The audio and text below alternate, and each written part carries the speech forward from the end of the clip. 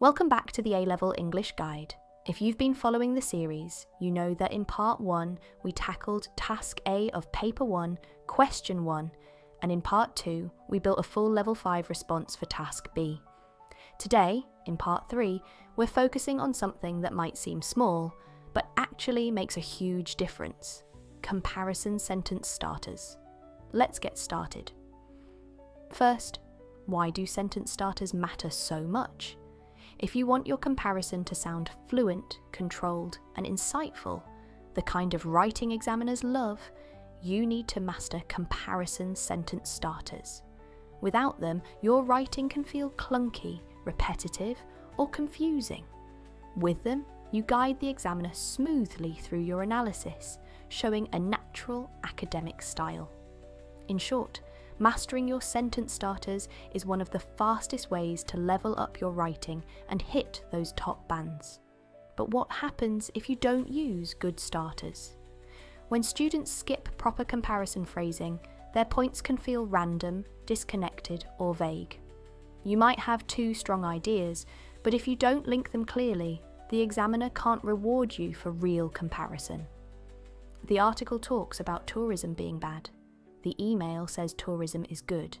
It's not wrong, but it's basic, flat, and lacks control. Now compare that to this. While the article critiques the destructive effects of tourism, the email highlights how responsible travel can foster cultural understanding. See the difference? This version feels fluent, academic, and controlled, exactly what examiners want to see in a Level 5 response.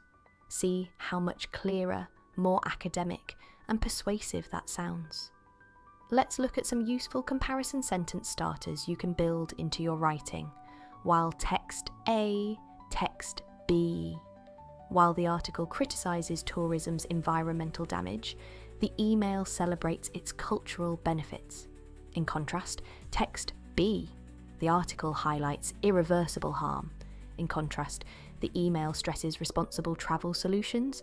Text A focuses on, whereas text A focuses on environmental loss, whereas text B highlights economic support. Both texts address tourism's global impact, but differ in whether they present it as destructive or beneficial. Unlike text A, text B. Unlike the article, the email adopts a more optimistic and proactive tone. A similarity between the two texts is that both raise awareness about the consequences of tourism. However, text B adopts the article is cautionary, however the email adopts a more encouraging and hopeful tone. Text A emphasises, while text B. The article emphasises irreversible damage, while the email promotes sustainable development. One key difference is that text A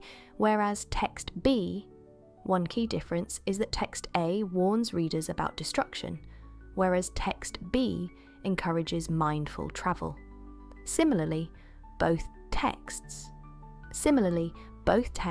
urge readers to think carefully about the consequences of their actions. Despite their different purposes, both texts acknowledge tourism's influence on the world, whereas text A highlights, text B concentrates on. Whereas the article highlights loss and urgency, the email concentrates on solutions and cooperation. You don't need to memorize every one of these.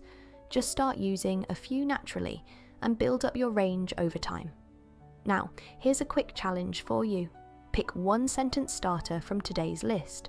Write your own comparison sentence based on the article and the email we've been studying. Post it in the comments. Practicing fluent comparative phrasing builds control, insight, natural academic style. Exactly what a top band response requires. Thanks for watching. If you found this helpful, like the video, subscribe to the channel, and stay tuned for more Cambridge AS and A-Level English language and literature tips. See you in the next video.